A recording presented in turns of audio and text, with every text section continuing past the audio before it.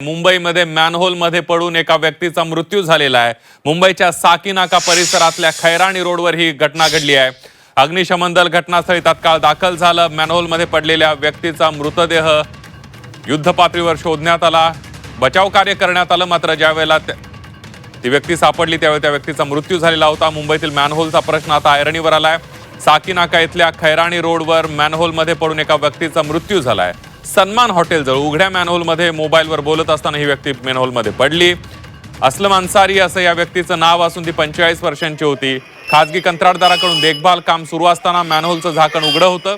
शोध कार्यादरम्यान संबंधित व्यक्तीचा मृतदेह बचाव पथकाच्या हाती लागलेला आहे।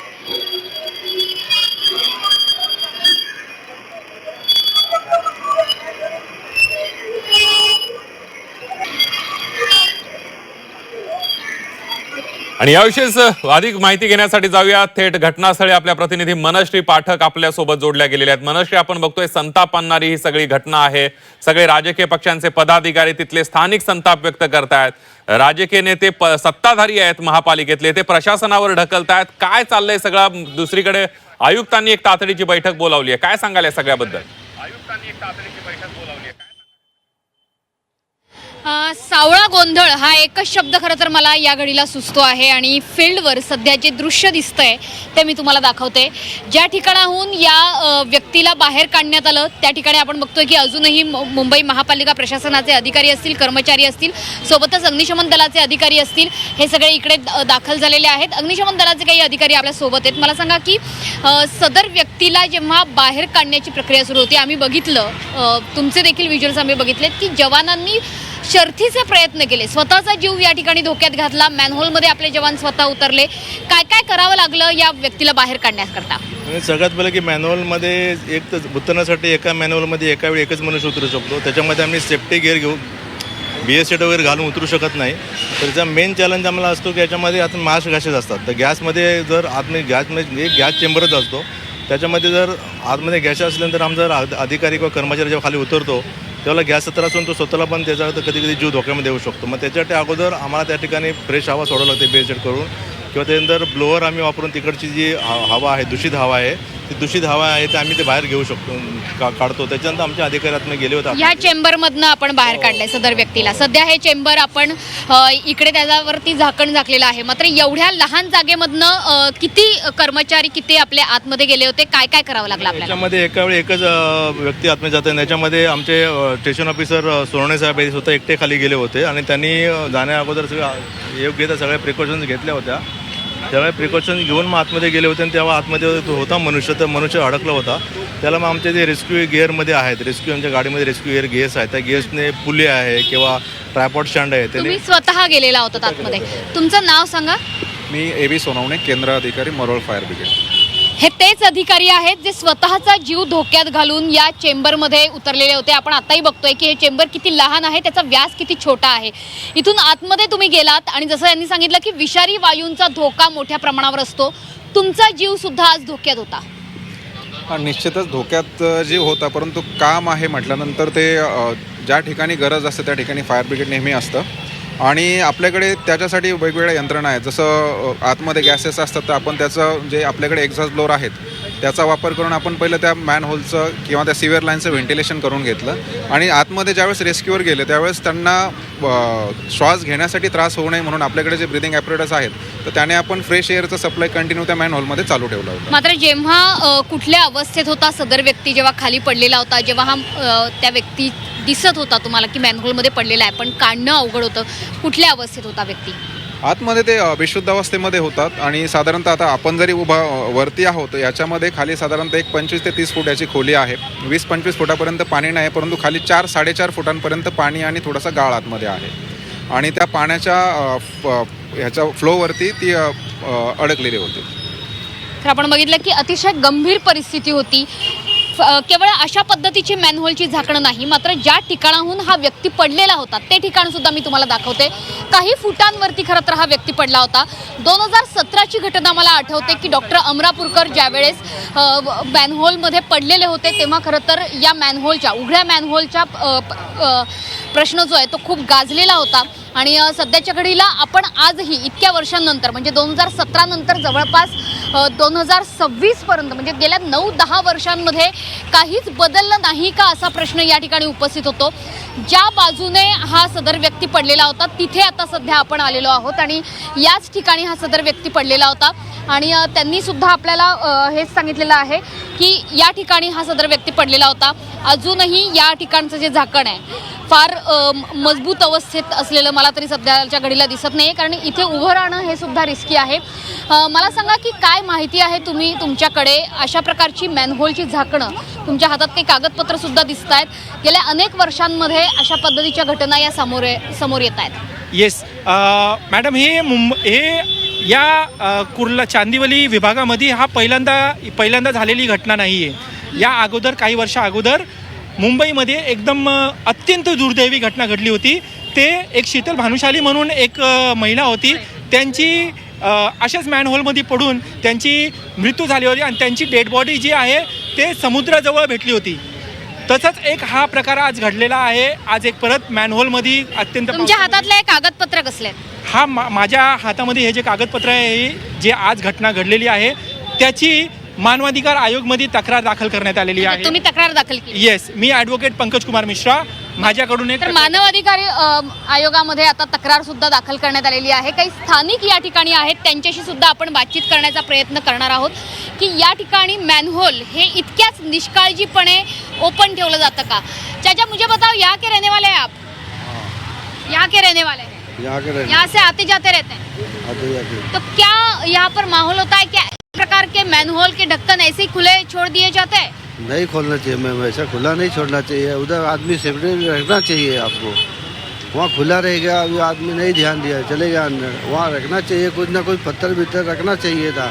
ज्या हॉटेल समोर ही घटना घडली आहे ते हेच सन्मान हॉटेल. खरं तर या विभागातलं, या भागातलं प्रसिद्ध असं हॉटेल आहे. तिथल्या हॉटेल मालकांना सुद्धा आपण विचारणार आहोत की अशा पद्धतीची घटना ही यापूर्वी घडलेली आहे का? मुझे बताओ कि कितने सालों से यहाँ पर धंधा करते हो तुम?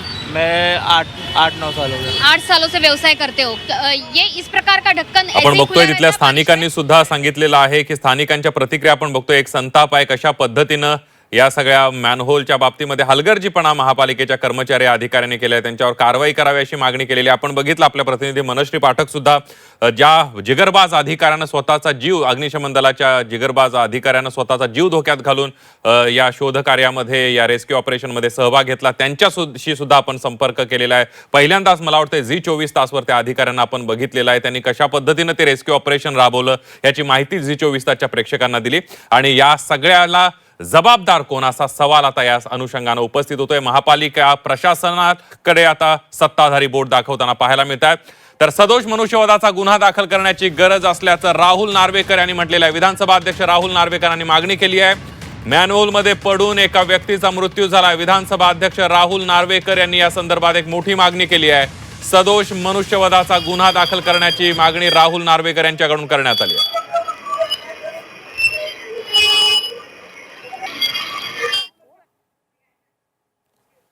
दरम्यान मॅनहोलमध्ये पडून याआधीही अनेकांनी जीव गमावलेला आहे. बघूयात आतापर्यंत मॅनहोलमध्ये पडून आपला जीव गमावलेल्या मुंबईकरांचे किती जणांनी आपला जीव गमावलाय. सप्टेंबर 2024ला शीतल भानुशाली घाटकोपर इथं पावसात मॅनहोलमध्ये पडून मृत्यू झाला. 2024 ऑगस्ट सुनील वाकोडे बोरिवलीतल्या मॅनहोलमध्ये पडून मृत्यू झाला, ते मजूर होते. एप्रिल 2024ला रघु सोलंकी, जावेद शेख यांचा मालाडमध्ये मॅनहोलमध्ये पडून मृत्यू झालाय. मार्च 2024ला सूरज केवत, विकास केवत आणि राम लगन केवत 3 मजुरांचा मालाडच्या मॅनहोलमध्ये मृत्यू झालाय. 2018ला अर्जुन 18 वर्षीय तरुण मालाडच्या मॅनहोलमध्ये पडून या तरुणाचा मृत्यू झाला. ऑगस्ट 2017ला डॉक्टर दीपक आमरापूरकर प्रसिद्ध गॅस्ट्रो अँटेरोलॉजिस्ट म्हणून ते प्रसिद्ध होते मुंबईमध्ये. प्रभादेवी परिसरात मॅनहोलमध्ये पडल्यामुळे डॉक्टर आमरापूरकरांचा मृत्यू झाला आणि त्यानंतर मॅनहोलचा प्रश्न खूपच मोठ्या प्रमाणावर चर्चेत आलेला होता. मुंबईमध्ये मोठी दुर्घटना घडूनही महापौर अद्याप घटनास्थळी पोहोचल्या नसल्यानं प्रश्नचिन्ह उपस्थित होत आहे. दुपारी 12:26 घटना घडली आहे. मात्र त्यानंतर विरोधी पक्षनेत्या, उपमहापौर आणि संबंधित अधिकारी घटनास्थळी दाखल झाले असतानाही महापौर अनुपस्थित असल्याची माहिती आहे. महापौर नेमक्या केव्हा घटनास्थळी पोहोचणार याबाबत त्यांच्या कार्यालयाकडून कोणती अधिकृत माहिती देण्यात आलेली नाहीये. दुसरीकडे रात्रभर झालेल्या मुसळधार पावसामुळे मुंबईतील अनेक भाग जलमय झालेले आहेत. अशा परिस्थितीतही महापौरांनी कोणत्याही पूरग्रस्त भागाची पाहणी न केल्यानं प्रशासनाच्या भूमिकेवर टीका केली जाते.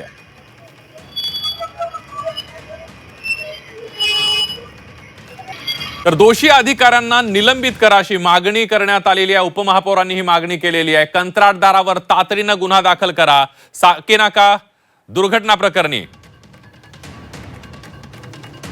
आमदार अमित साटम यांच्याकडून मागणी करण्यात आलेली आहे. साकीनाक्यामध्ये मॅनहोलमध्ये पडून एकाचा मृत्यू झालाय. साकीनाका दुर्घटनेचे विधानसभेतही पडसाद उमटल्याचं पाहायला मिळत आहे. दोषी अधिकाऱ्यांना निलंबित करा आणि कंत्राटदारावर गुन्हा दाखल करण्याची मागणी साटम यांनी केलेली आहे. ही फार गंभीर बाब आहे अध्यक्ष महाराज. सदर ठिकाणी त्या कंत्राटदारावरती ताबडतोब FIR हा नोंदवला गेला पाहिजे.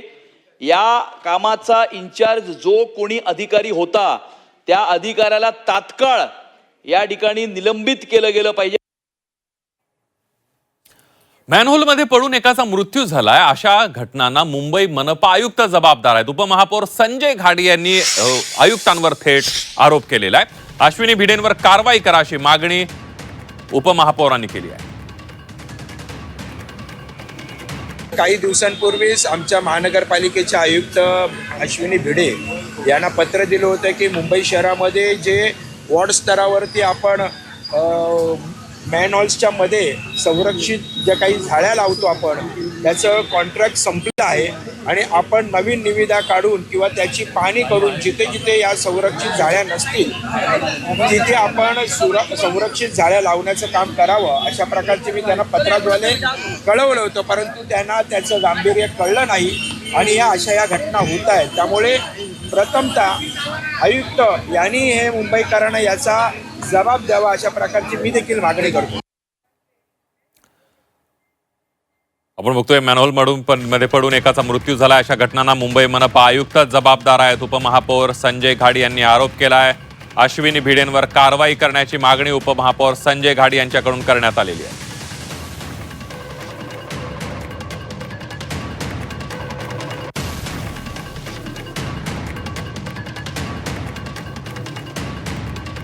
पाऊस सुरुवात झालेली आहे त्या दिवशीपासून लोकांचा जीव जात आहे.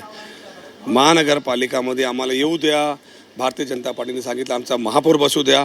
महापौरचा दौऱ्याच्या टायमालाच एक मनुष्य खड्ड्यात पडला. आता खड्ड्याच्या संदर्भात हायकोर्टाने सांगितले की आयुक्तांना बोलून ताशेरे काढले की जेवढे मॅनहोल तुम्ही भरून घ्या. मागच्या टायमाला एक डॉक्टर मरून गेला होता. या टायमाला 3 दिवस झाले 3 मृत्यू पडलेला आहे.